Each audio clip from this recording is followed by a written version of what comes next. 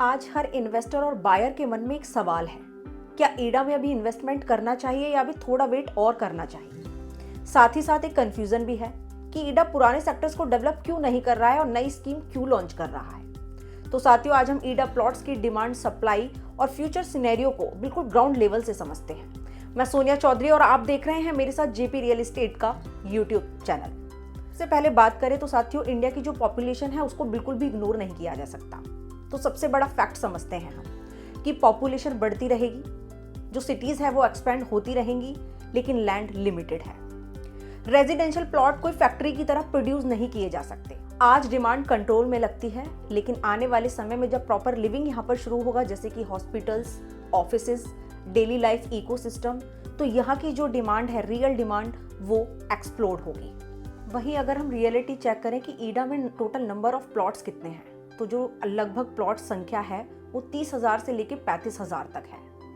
अब जरा सोचिए, पूरे दिल्ली एनसीआर मेगा रीजन के लिए, एयरपोर्ट सिटी के आसपास, पॉपुलेशन प्रेशर के हिसाब से ये जो संख्या है प्लॉट की वो बहुत ज़्यादा नहीं है। जब एक्चुअल हैबिटेशन यहाँ पर शुरू होगा तो ये जो डिमांड है, इसके आगे जो सप्लाई है वो बहुत कम हो जाएगी। डिमांड फ्यूचर में और क्यों बढ़ेगी?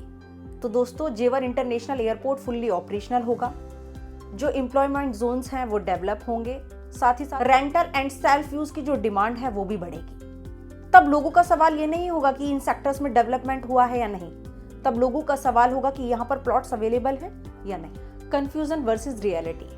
अब एक कॉमन सा मिसकंसेप्शन क्लियर करते हैं कि लोग कहते हैं कि पुराने सेक्टर्स डेवलप नहीं हो रहे हैं, लेकिन न्यू स्कीम लॉन्च हो रही है। लेकिन ईडा का काम है कि जो सप्लाई और डिमांड है उसको मेंटेन करना और बैलेंस करना, पॉपुलेशन को एकोमोडेट करना।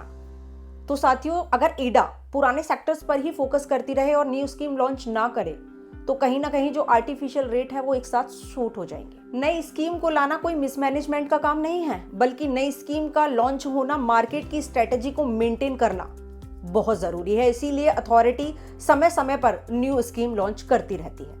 Demand versus supply. जो ईडा में डिमांड है वो कंटिन्यूस बढ़ रही है, जो सप्लाई है वो लिमिटेड और कंट्रोल है।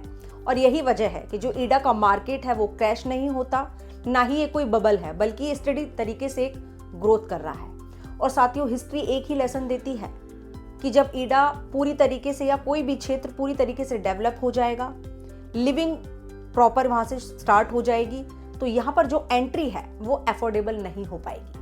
जो लोग आज कह रहे हैं कि वहां पर अभी डेवलपमेंट नहीं है, वही लोग कल कहेंगे कि काश हमने यहाँ पर इन्वेस्टमेंट कर लिया होता। तो कंक्लूजन है, अगर हम शॉर्ट में समझे तो जो इंडिया की पॉपुलेशन प्रेशर है और जो आने वाला समय है वो ईडा को एक बहुत बेहतर एरिया बनाएगा। जो लोग आज यहाँ पर इन्वेस्टमेंट नहीं कर पा रहे हैं वो कल सिर्फ गिल्ट में जिएंगे। बहुत अच्छा समय है फिलहाल अगर हम बात करें इन्वेस्टमेंट की, क्योंकि यहाँ पर लिमिटेड रेजिडेंशियल प्लॉट्स होंगे, लेकिन जो डिमांड है वो बहुत ज़्यादा होगी और जो सप्लाई है वो बहुत ज़्यादा लिमिटेड रह जाएगी। अभी बहुत अच्छा समय है यहाँ पर इन्वेस्टमेंट करने का। क्यों? क्योंकि आने वाला जो समय है, जो जेवर एयरपोर्ट है फुल्ली ऑपरेशनल होगा, आईटी जोन्स आएंगे, सेक्टर्स आएंगे, मल्टीनेशनल लेवल की कंपनियां यहाँ पर आएंगी, बाकी सेमीकंडक्टर पार्क है, इंडस्ट्रियल जोन है, पूरा जो शहर है वो पूरी तरीके से अलग तरीके से यहाँ पर डेवलप होगा। तो बेहद ही अच्छा समय है अभी इन्वेस्टमेंट करने का। आज हमने बहुत अच्छे टॉपिक पर बात करी है कि लोगों के बहुत सारे कंफ्यूजन है, लेकिन रियलिटी कुछ और ही है। सप्लाई है तो सप्लाई के साथ डिमांड कैसी है।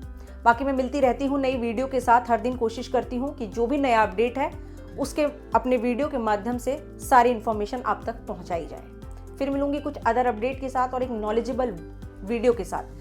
तब तक प्रभु से सिर्फ एक ही प्रार्थना कि आप अपना ध्यान रखें, खुश रहें। आपका दिल से बहुत बहुत धन्यवाद।